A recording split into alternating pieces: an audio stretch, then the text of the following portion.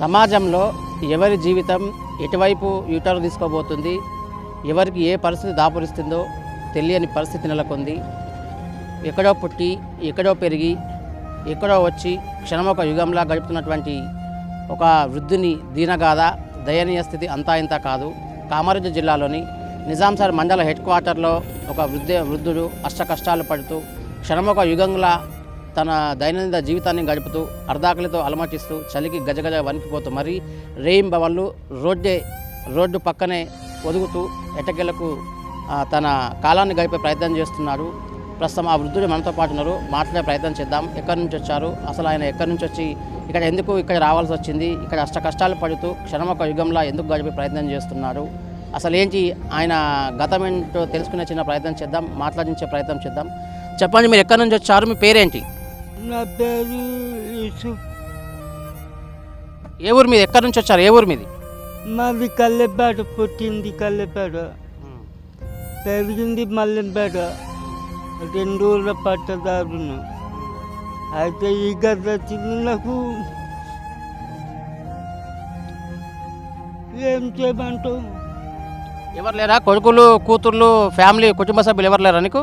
నాకు మ్యారేజ్ కాలేదు sir, marriage కాలేదు. అంతా దోసుకున్నారు హిందూ మనుషులు. ఏం చేయాలి? ఈ గత వచ్చింది నాకు. ఏం చెప్పాలి సార్? మరి రోజు నీకు తిండి ఎట్లా ఆకలి అవుతుంటుంది కదా, ఎట్లా తింటున్నావు? ఎవరు పెడతారు? ఊళ్ళో తెస్తే తింటున్నా, లేకపోతే ఉపాస పండుకుంటున్నా. మొన్న వానలనే పండుకున్నా. ఎవరు తిన్నవన్నట్టు లేరు, పన్నవన్నట్టు లేరు, ఏమీ లేదు. ఇప్పుడు చలికాలం బాగా ఉంది కదా, చలి బాగా వేస్తుంది కదా, వణుకుడు వస్తుంది కదా, ఎట్లా భరిస్తున్నావు మరి ఈ చలికి? అయ్య పట్టిన సన్ను కాదు, అబ్బ పట్టిన సన్ను కాదు, ఎట్లనో భరించాలి. ఓళ్ళు చిన్నవాడినట్టు లేరు, పన్నవాడినట్టు లేరు. అన్నం తెచ్చేసేవాళ్ళు వాళ్ళని అన్నం తెచ్చేసి తింటున్నా, లేకపోతే ఉపాస పండుకుంటున్నా. అంటే నీకంటూ ఎవరు లేరా? మీ తల్లిదండ్రులు ఎక్కడ ఉంటారు? అంటే మీ తల్లిదండ్రులు కానీ మీ అన్నదమ్ములు, అక్క చెల్లెలు ఎవరు లేరా? తల్లిదండ్రులు ఇవ్వలేరు సారు, ఇవ్వలేరు తల్లిదండ్రులు. నయం చైల్డ్ బై మదర్ డెడ్. మా ఫాదర్ అయితే చిన్నప్పుడే నాకు బుద్ధి కలిసింది, నేను చదువుకుంటున్నా, అప్పుడే చనిపోయింది మా ఫాదర్. ఎంతవరకు చదువుకున్నారు మీరు అప్పుడు? 1969 ఎస్ఎస్సి కంప్లీట్ అయింది. 1969లో అప్పుడు చదువుకున్న మా ఫాదర్ ఎగ్జామ్ డెడ్ అయిపోయాడు. నేను అప్లై చేసే ఉద్దేశంలో ఉంటే అప్పుడే డెడ్ అయిపోయాడు మా ఫాదర్. ఏం చేయాలి సార్? కంతకైంది నాది. ఇప్పుడు నీకు ఏం కావాలని కోరుకుంటున్నావు? ఈ వృద్ధాప్య వయసులో చాలా ఇబ్బందులు పడుతున్నావు, చలికి వణుకుతున్నావు, ఎండకు ఎండుతున్నావు, వానకు తడుస్తున్నావు కదా, ఇంత ఇబ్బంది పడుతున్నావు కదా, ఇంత అతి పెద్ద వయసులో ఇవేం కావాలని కోరుకుంటున్నావు నువ్వు? నిద్ర ఉంటే ఏమని పిండి, లేకపోతే లేదు మిద్దయా.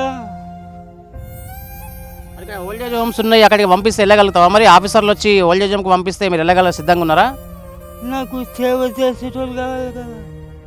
ఇప్పుడు నీ పరిస్థితి చూసి ఎవరైనా ముందుకు వచ్చి ఆఫీసర్లు స్పందించి తీసుకపోతావా? అన్నం పెడతారు, మంచిగా చూసుకుంటారు. కండు కన్నబడే కదా. నువ్వు పోగలుగుతావా? పోవాలనిపిస్తే పోగలుగుతా. ఎక్కడికెళ్ళి సేవ చేసేటోళ్ళు కావాలి, అన్నం పెట్టేటోళ్ళు కావాలి. అన్నం సేవ గంతే.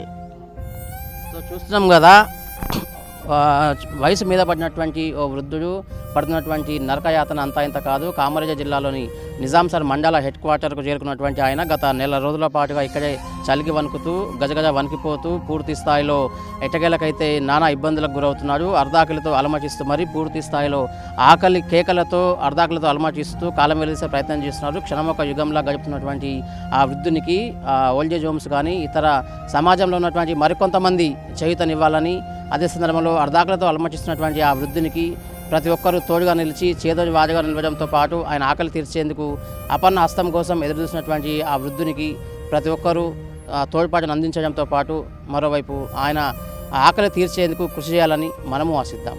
ఆయనకు మంచి రోజులు రావాలని మనమంతా కోరుకుందాం.